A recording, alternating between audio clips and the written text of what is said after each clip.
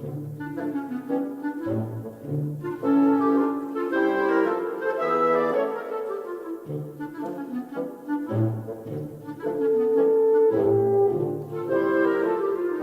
morning.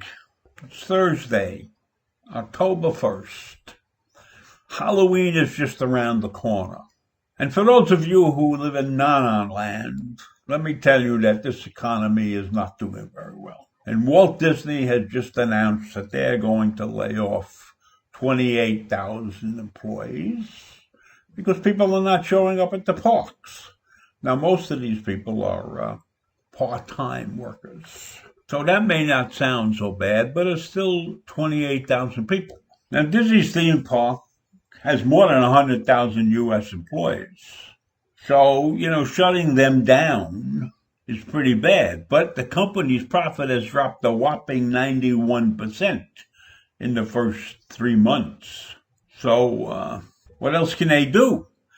The staffing cuts are necessary because of the prolonged impact of coronavirus on the business.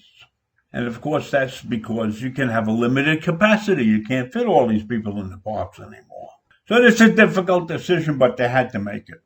And there are many other difficult decisions being made around this country right now. Just to give you an idea how bad things are, the Disney theme park business, of course, has been hobbled by the pandemic and has taken the biggest hit of all of Disney's businesses. They're in the movie business. They got a lot of other businesses. But in 2019, the theme parks brought in $26 billion. And this year, their income has fallen by 60% so far. And then there's the airline industry. They may not be able to recover at all. And the CEOs are out there begging for money, pleading with the government to bail them out. So the industry is looking for $28 billion to bail them out until March. They are begging Congress to pass such a bill. So what do you think is happening? Well, nothing much is happening on Capitol Hill because they're consumed with the Supreme Court. And Pelosi wanted to add some money to the stimulus package, but the Republicans are not backing that idea. And so the airline industry, which is still flying planes at about 2/3 capacity, and they continue to lose millions of dollars a week. It's a serious problem with no answer. And to me, it looks like everybody's dragging their feet. But then we have so many situations like this around the country that it's almost impossible to solve this problem right now. Strangely enough, there is a segment of the population that sees a slow recovery on the way. And so that the Consumer Confidence Index has risen in September by about 20 points. So that's interesting. So what we have here is a tale of two economies. Now, at the height of the lockdown, we had 22 million people out of work. But now we're down to around 11 million people. And then there is a lucky group of people who never lost their jobs and never had to return to work. So for them, the recovery is moving in the right direction. But for those who are still unemployed, those 11 million people, and they are relying on government benefits, things are not looking very good. The weekly jobless benefit checks are much smaller, and hunger is becoming a bigger problem across the country. So here we are with two totally different views of our economic world.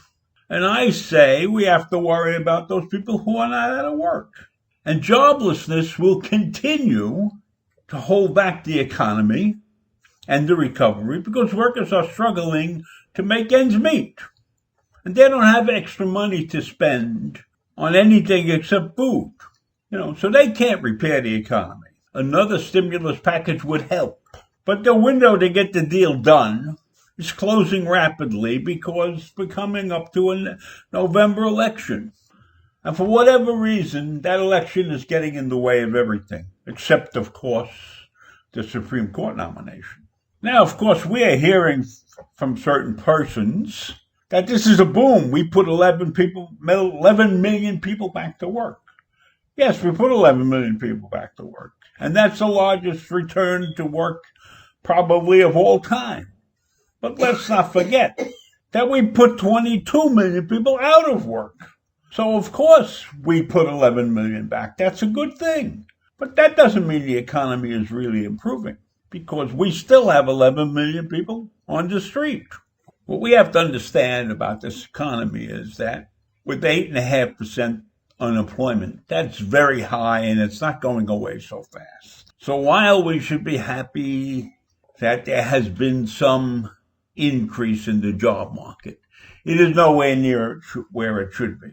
And all the stories that we have heard coming out of the White House about how great this economy was in his tenure, in this current administration's tenure, it isn't any different than the last 8 years before he got into office. In fact, it's a little bit worse than the last 8 years that we got into office. So I'm just warning everybody that we do not have a booming economy yet. As long as we have 11 million people on the street and 50 million people on food stamps and 40 million living at the poverty level, we do not have a booming economy. And I leave you with that, and I'll see you in the morning. Bye.